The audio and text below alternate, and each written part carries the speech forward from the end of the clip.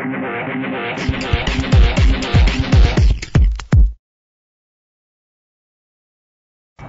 I'm Dave Thomas of Cars.com, and we're here with the 2008 Jaguar XJ. This is a sedan that hasn't changed too much in the style department in almost 20 years. And for 2008, Jaguar's added a couple of touches, but again, it's still reminiscent of the classic sedan. The XJ we're with here is called the Super V8. And obviously that name Super V8 is talking about the engine, which is a supercharged V8 with 400 horsepower. And that's great, but in the styling department, it also means there's some bright work up front instead of a standard grille, and a bigger lower grille as well. One styling change made for this year is the addition of a side vent right here. Jaguar's never had one of these on an XJ before. We're not really sure why they did it now. Maybe they thought it's an aging model, dress it up a little bit, but it really doesn't do much for me.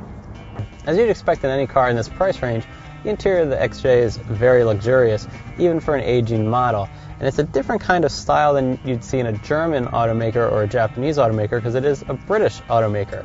So a lot of the lines, if you've seen a Bentley, are kind of similar to that, but it's obviously a little more downscale than a Bentley. But still, for $65,000 to get into an XJ, the interior is very nice. Now, this is a great example of an automaker not updating a car enough, especially with the navigation system and center controls here in the Jaguar. Now, this car is supposedly new for 2008, and yet this navigation system looks like it's about 10 years old.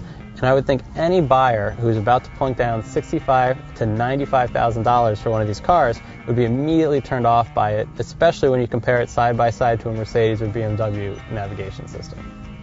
Some of the buttons around the dashboard, the steering wheel, and the doors are also kind of antiquated, yet because they're so upscale to begin with, however long ago they put them in, they still have a nice feel to them as is.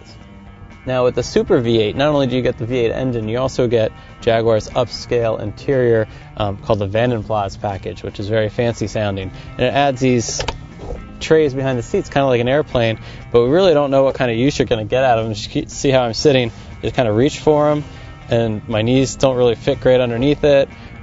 I have no idea what you'd use this for. You don't want to be eating that far away. You don't want to put a drink on it, all that kind of stuff. So we're really perplexed by why anyone would need a tray like that in a car that small.